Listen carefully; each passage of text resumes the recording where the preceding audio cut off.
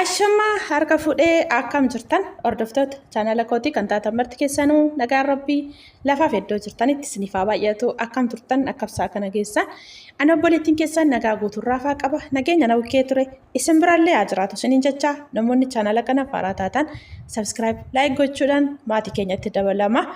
Kan maatii koo turtan immoo hanga yoonaa yaadawwan garaagaraatiin na deeggaraa turtan galatoomaa galata guddaa na biraa qabdan isiniin jechuu jaaladha. Hammallee deeggarsi keessan akkuma itti fufetti like, share, comment gochuudhaan na jajjabeessaa isiniin jechuu barbaada. Obboleewwan koo egaa har'a akkuma argitan kanatti jalqaba jechuudha mata duree irratti hubattan kana jechuudha. Waa'ee ganni irraa dubbachuu dhufe innis maalidha? Waa'een ishee waan das na jedhe yookaan waan na gammachiiseef akkan irraa dubbadhu na taasise jechuudha. Egaa obboleewwan koo baay'een keenya jechuudha yeroo baay'ee waan akkasii kana irraa deddeebi'ee illee isiniif dubbadha jechuudha.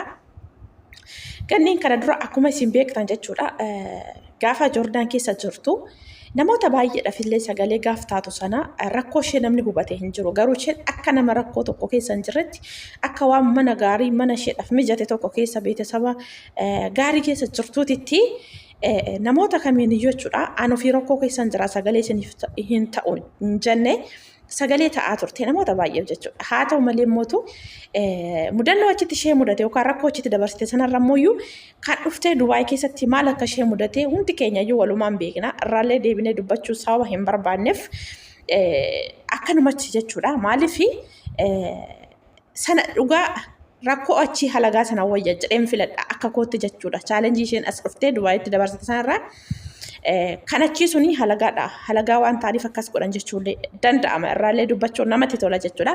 Egaa suni akkuma jirtu ta'ee darbee jira hamma walumaa galatti maal isiniin jechuu barbaade akkasumas immoo namoonni baay'eenis immoo akkuma barataa akkuma argaa jirtan kana namni kaayyoo qabu silumayyuu jechuudha.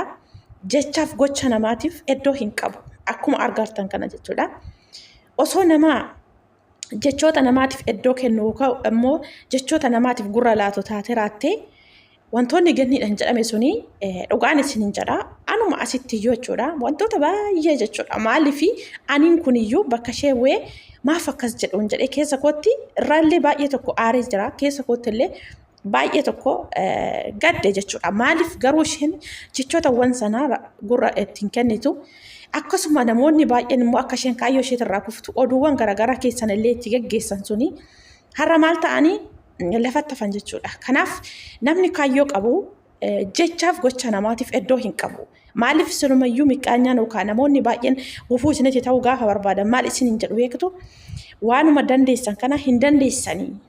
Ati immoo yoom kana hojjettee galma ga'uufi yoom hojjettee kanaan milkaa'uufi siin jedhu akkuma ati waan jilbatti dhakaa hidhattee jirtu akkasitti si gammatu jechuudha. Garuu mootu namoota akkasii sana akkamittiin yoo isiniin jedhee kan agarsiistan akka gannii kanatti jechuudha. Maaliif jecha afaaniin osoo hin taane gochaan mul'istanii nama akkamii akka taatan hammam jabeenya akka qabdan dubartii taateef dubartiin rakkoowwan chaalenjiiwwan adda addaa ishee mudateedhaaf eenyu caalaa ijoollee dhiiraa caalaa akka hojjechuu dandeessu hojiidhaan akkasitti agarsiisuuni namoota baay'eef illee akka fakkeenya ta'u namoonni baay'een illee akka fakkeenya irraa fudhatan nama taasisa jechuudha. Maaliif jennaa ganniin dhugaan isiniin jedha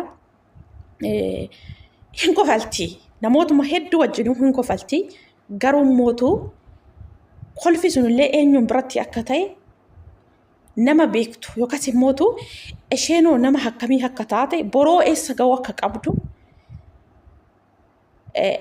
keessa isheetitti nama sirriitti jechuudha kutannoodhaanii guutamee jirudha jechuudha keessa ishee jechuudha. Maaliif siluma dhalaata itti kokkolfaatuma itti fakkeessatuma ilkaaniin osuma keessi keessan isin gaddu itti kolfaa gurraanis immoo osuma dhageessanoo akka nama dhageenyetitti gurra gara galfatanii gara hojii keessanii san dhageeffataa yookaan maal keessi keessan maal akkasiniin jedhu keessa keessan qofa hordoftan taananii hundi isaayyuu akka gaafa jalqabaa sana hin taane gaafa hojjettanii isin nama sana caalutti beekte hundumtuu jechaanis ta'ee kan isin kuffisuuf isin sakaaluuf gufuu isinitti ta'uuf deemu sun maal ta'a dudduuba keessanitti deebi'a.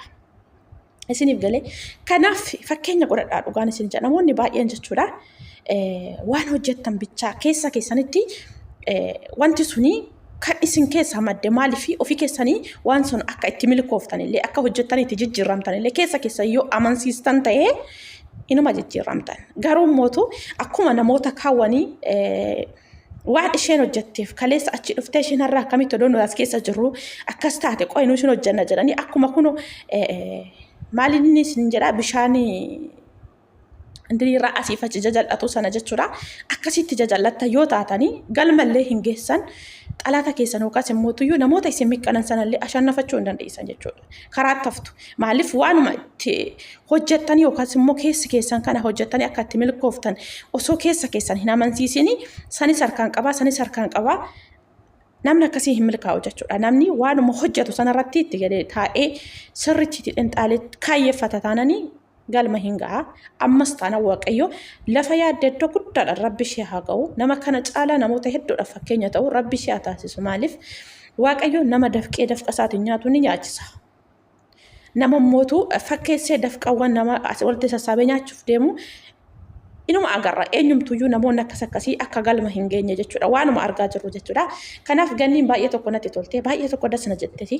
Ammas waaqayyo ishee haa milkeessu. Jajjabeessaa ijoollee hedduun immootu sirriitti kan ganni jajjabeessan ammana jedhamanii lakkaawwamanii kan hin dhumne lakkoofsan jechuudha. Baay'eetu jajjabeessaa jira. Argaan jira jechuudha. Ammootu waan kamiiliyyuu yoo namaaf sagalee taatullee yoo kofaltullee yoo taphattullee yoo hojjettullee irraa bareeda. Namni hojii akkasitti laf kamattiyyuu jechuudha. Namni jaalala namaa qabu jechuudha. Eessumattuyyuu kufee nafu jaalala namaa qabdi. Namni baay'ee ishee jaalata jechuudha. Baay'ee ishee jajjabeessu. Kanaaf akka ishee kanatti kaayyoo qabaadhaa. Hojiin keessan wanti isin hojjettan wanti isin kaayyeeffattan maal akka ta'e keessa keessan jalqaba amansiisaa achi kaa hojjedhaa. Yoomiyyuu galma hin geessan. Maaliif jireenyi dachee kanarraa chaalenjii hedduu qabdi. Bu'aa bayii hedduu qabdi. Beekamaadha. Ammootu keessattuu ijoolleen shamaraa hin hojjenna jedhanii toonii jechuudha. Yoo shakkii tokko malee abdiidhaan kaanii hojjetanii namuu agarsiisuu danda'anidha. Sirriitti jechuudha. Kanaaf jabaadhaa. Maaliif waan keessan irratti hammam takkayyuu jechuudha. Kuftanii toonii naftan hin kaatan. Maaliif fakkii nama biraa fiddanii ittiin dabarsiin ittiin dabaleen malee waan keessaniin yookaas immoo dafqa keessaniin hojjetatan taanaan galma inuma geessanii warroonni kaleessa isin sakaaluudhaaf warroonni kaleessa jechootawwan adda addaa isinitti baase sun warroota jechoota waan isin hin qabne isin yaame sun maal taharraa keessa isaatti qaanfatee afaan isaa qabata jechuudha. Maaliif yoomiyyuu hamma fukukkurii keessan deemuudhaaf irraallee dubbatu hin bareedu waan ta'eef duubatti deebi'aa jechuudha. Kanaaf akka sanatti namoota nama sakaaluuf gufuu namatti ta'uuf osoo isin dandeessanuu hin dandeessan isin jedhan suni har'a maal isin jedhu gaafa isin hojiidhaan agarsiistanii fira isinii ta'u kaleessa xalaata turan har'a garuu fira isiniif ta'u deebi'anii jechuudha. Kanaaf maaliif inni waraane irraanfateet inni waraanname immoo irraanfachuu dide akkuma jedhan sana kaleessa warro kaleessa akkasitti jechoota maqaa isin hin qabneen akkasumas immoo hamilee keessan gaccabsanii hin dandeessan waan akkasii isin jedhan sun har'a maal ta'u qaanfatanii zim jedhu malee isin waliin har'a fukukkurii yookaan qixa keessan dubbachuu hin danda'an. Maaliif isin har'a nama jechaan ammas bakka sana jiru osoo hin taane kam nama gochaan bakka sana fagaate sababii taataniifu har'a qixa keessan hin dubbatu. Kanaaf akka sanatti hojjedhaa hojiidhaan agarsiisa.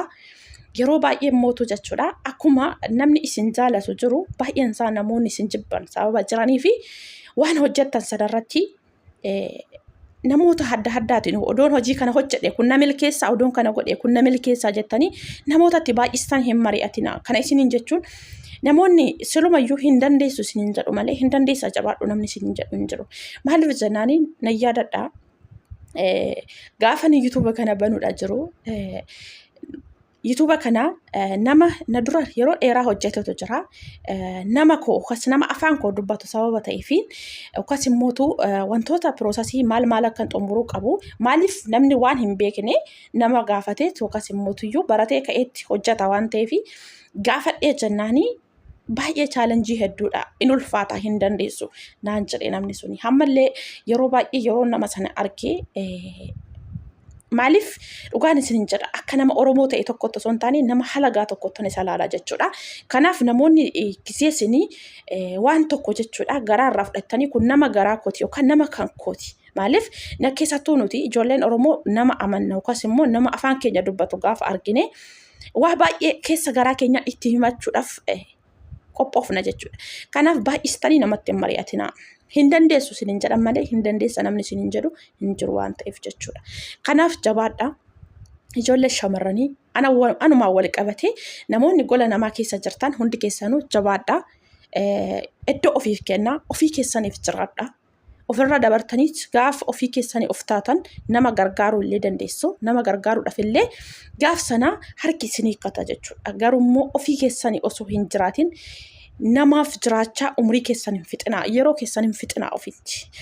Baay'een keenya maatii obboleessa akkas osuma jennu umurii keenya illee humna keenyatti illee osoo nafiin wantoota baay'ee kan dhabaa jirru baay'ee keenya jira jechuudha. Kanaaf akkas illee hin ta'inaadha. Iddoo ofiif kennaa, ofii yaadadhaa, ofiif ta'aa dura jechuudha. Dursa ofiif kennaa lafa kamittuu jechuudha. Maatii hin gargaarinaa jechuu koo miti. Maatii gargaaruu waanuma jiru parsantii 100 keessaa 25 75 kan keessanoo ta'e kuniyyuu baay'ee taatidha jechuudha. Kan namaaf taatan sun jechuudha. Kanaaf jabaadhaa. Nama kaayyoo qabu ta'a. Namoota baay'ee irraa fakkeenya fudhadhaa.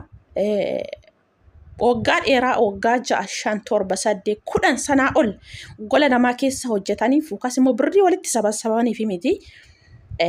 Birrii silumayyuu hin qabamu. Namni waanuma xiqqoo irraa ka'ee guddaa irra ga'a malee birrii baay'ee qabaatedha fi hammuma kana kapitaala guddaa jalqabaa miti.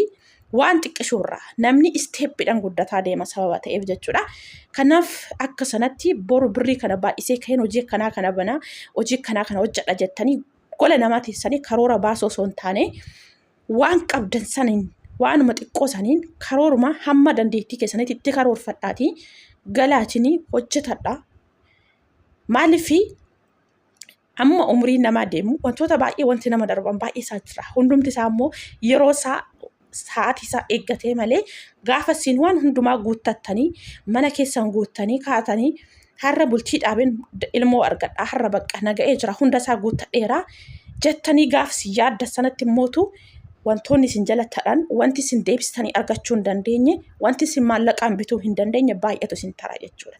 Kanaaf amma umurii shamarranii akkuma beektanu eenyumtuu jiru jechuudha. Nama wallaalee miti eenyumtuu beekadha. Kanaaf yeroo keessa sa'aatii keessanitti fayyadama. Waanuma xiqqoorraa guddatan waan ta'eef yeroo dheeraa biyya namaatitti gola namaatitti umurii bifa keessan yeroo keessan hin fixinaa hin gubinaa galaatii waanuma xiqqoodhaan hojjedhaa. Warri kaleessa biraa dhufne sun yeroo nuti piroosasii biyya hambaa deemuudhaaf yaallu nu wajjin jalqabanii nu biraa hafan suni hinuma jiraatan irra eenyumtuyyuu namaa gadi kan bulan jiru isaantu nu ol jiraate jedhee yaadaan akka kootti akka hangalee isaan argetti jechuudha. Maaliif isaan uffatanii bakka garaa ofii ga'anii akka garaa sanatti waan barbaadan uffata maratanii waan isaan barbaachisu uffataniiti. Nuti garuu osoo farkaa qabnuyyuu guyyaa tokko nuti tolee uffannee bakka garaa keenya lafa garaa keenya ollee gallee hin beeknu. Maaliif gola namaa keessa jirtanii uffattanii iddoo deemtan hin qabdanii ammootu akka garaa keessanitti immoo uffannee hojjanna yoo jettanii isinin uffachiisanii. Kanaaf isaan warra kaleessa nuti biraa deemne santu akka umurii isaaniitti yookaas immoo isteeppii umurii isaaniitiin jireenya jiraataa jira jedheen yaada'ani jechuudha. Maaliif kanaaf shamarran taatanii baay'een keessanatti faraddanii hin beektanii waa baay'eetu nama tara waan ta'eef jechuudha. Kanaaf gallee waanuma xiqqishuurraa kaanee haa hojjetannu. Isiniin jedha obboleewwan koo kuni ilaalcha kootii akka nama tokkotti yoo hin dogoggore dhiifama naa godhaadha. Maaliif namni nama ta'ee hin dogoggora. Ammootu kuni akka ilaalcha koottan irraa isiniif dubbadhe. Kanaaf jabaadhaa wal jabeessaa. Biyya namaa keessaa hunda keenyayyuu waaqayyoo nagaan biyya nagaa maatii nagaatti nu haa galchu. Abjuu keenya hunduma isaa rabbiin nuuf haa guutu. Maaliif namni itti yaadaa kan guutu rabbii waan ta'eef kanaaf waaqayyoo nama achii hunda keenyayyuu haa taasisuun isiniin jedha obboleewwan kiyyaa. Egaa har'a waa'ee ganniitirraa ka'een waa kana hunda isaa dubbadhe. Baay'ee waan dasida jetteef yerootti gizee isheen laayivii seentu nara galaa nan dhaqa. Bakka baay'ee takkanatti tolti. Namoonnis immoo haalli ittiin jajjabeessaa jiran hedduu takka waan na gammachiiseefan irraa isiniif dubbadheen isiniin jedha. Hedduu takkanatti tolte dhugaa rabbii jechuudha. Baay'ee jechuudha. Kanaaf jawaadhuun isiniin jedha obboleettii kan koo ganni atillee jawaadhu. Waaqayyoon ammallee kana caala lafa yaaddee iddoo abjuuf mul'ata keetii si haa ga'u. Hunduma isaayyuu siifaa milkeessu ammallee jabaadhu jabduudha. Namoota hedduudhaaf akka fakkeenya taatu shakkii tokko malee si arguuf jiran isin jedha. Egaa obboleewwan kiyyaa namoonni yaada adda addaa qabdan koomentii jala naa kaa'aa. Hanga viidiyoo biraa walitti deemnutti turtii gaariin isin jedha. Nagaan naaf turaadha. Baay'een isin jaaladha. Baay'een isin kabajaa. Laayik, sheer, koomentii godhaa. Na jajjabeessaa. Walaa jajjabeessinu. Wal jajjabeessuun nutti haa baratuun isinin jedha. Turtii gaarii. Nagaan naaf turaa.